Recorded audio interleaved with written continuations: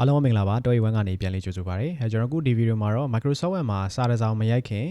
ကျွန်တော်ပြင်ဆင်တဲ့အချက်ကလေးတွေကိုပြောပြသွားမယ်ပေါ့နော်အဲ့တော့ Microsoft Word ထဲမှာစာတွေရိုက်ပြီးသွားရင် PDF ပဲထုတ်စာဒီ print ပဲထုတ်ပေါ့နော်စာပဲရိုက်ကျွန်တော်အခုပြောပြမယ့်ဒီအဆင့်လေးတွေပေါ့နော် setting လေးတွေကိုအရင်ဆုံးချိန်ထားဖို့လိုပါတယ်နံပါတ်1ကဘာလုပ်ရမလဲဆိုစာမရိုက်ခင်မှာစာပဲ site ချိန်ရမယ်ပေါ့နော်အဲ့တော့ကျွန်တော်၄ယောက်ထဲကိုသွားလိုက်ပြီးသွားရင်ဒီ size မှာကျွန်တော်တို့သုံးမဲ့ A4 size ပေါ့နော် A4 size လေးရွေးပါတကယ်လို့ကိုက legal နဲ့ရိုက်ချင်လဲ legal ပေါ့နော်အဲ့တော့အရင်ဆုံးစာရွက် size ရွေးပါပြီးသွားရင်အထောင်လဲသတ်မှတ်ပါစာရွက်ကိုထောင်ပြီးရိုက်ချင် portrait လဲပြီးရိုက်ချင် landscape ဒါလေးသတ်မှတ်ဖို့လိုတယ်ပြီးတော့ရင် margin သတ်မှတ်ဖို့လိုတယ်ပေါ့နော်တချို့နေရာတွေမှာ margin ကသတ်မှတ်ထားတာမျိုးရှိတယ်ပေါ့နော်ဘယ်ဘက်ကိုတစ်ခွဲကျန်တဲ့ပတ်လေးကိုတက်လက်မှခြံပေးပါဒါမျိုးတွေဆိုရင်တော့ကျွန်တော်တို့က margin တွေက custom margin နဲ့သွားပြီးတော့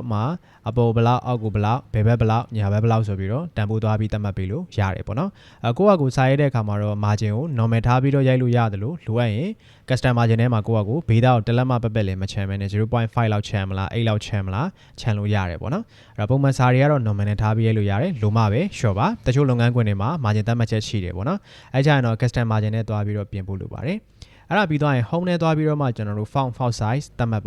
မယ်ပေါ့နော်ကျွန်တော်ကအင်္ဂလိပ်စာဆိုလို့ရှိရင်တော့ Calibri သုံးတဲ့သူတွေလည်းရှိတယ်ပေါ့နော် Calibri font သုံးမယ်ဆိုရင် size ကပုံမှန်တော့17ပါပြီးသွားရင်ကျွန်တော်တို့က Tiny Roman သုံးမယ်ဆိုရင်တော့ size က12ပါအဲ့တော့ကျွန်တော်တို့ကဒီနေရာလေးမှာ Tiny Roman ပြောင်းမယ်ဆိုရင်မြားလေးနှိပ်တရံပြီး time ဆိုရ enter ခောက်ပြီးသွားရင် size ကသူ့အတွက်12ပါနော်ပြီးသွားရင်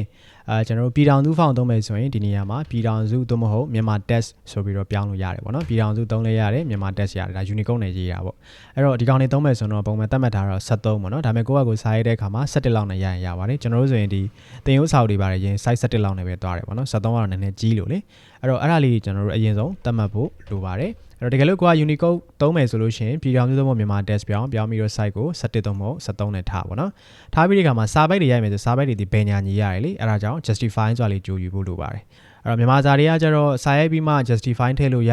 တယ်ဒါပေမဲ့စာတွေအရန်ကျဲတဲ့ပြဿနာတွေရှိတယ်အဲ့ဒါကြောင့်ကျွန်တော်တို့ကတော့စာမရိုက်ခင်တည်းကဒီ justify လေးကိုကြိုယူတယ်ပေါ့နော်အဲ့ဒါမှာစာရိုက်ရင်လည်းကျွန်တော်တို့တခါတည်းဘယ်ညာညှိသွားပေးမှာပေါ့နော်အဲ့တော့အင်္ဂလိပ်စာတွေကတော့ကိစ္စမရှိဘူးစာရေးပြီးမှယူလဲသူကသူညှိပေးတယ်မြန်မာစာတွေမှာတော့နည်းနည်းပြဿနာရှိတယ်ပေါ့နော်အဲ့တော့ဒါလေးတွေအကုန်လုံးချိန်ပြီးွားပြီဆိုတော့ကျွန်တော်တို့ကစာလေးရိုက်ပေါ့နော်ဒီUnicode ရိုက်လို့ရှိရင်တော့ကျွန်တော်တို့ Keymagic software လေးတော့တွင်းထားဖို့လိုပါတယ်ဒါလေးကိုကျွန်တော်နှစ်ချက်နှိပ်ပြီးတော့ဖွင့်ပြီးသွားရင်ကျွန်တော်ဒီအောက်လေးမှာလာပေါ်လိမ့်မယ်နော်အဲ့ဒါဆိုရင်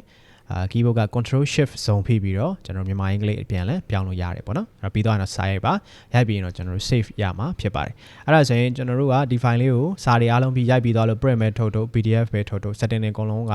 ချိန်ထားပြီးသွားပြီဖြစ်တဲ့အတွက်ကျွန်တော်တို့ဘာမှပြန်ပြီးတော့ချိန်ကြမလို့တော့ဘူးပေါ့နော်စာအစိတ်ကျဲလေးပဲတစ်ချက်ပြန်ချိန်ရမှာပေါ့နော်ဒါလေးပါပဲနော်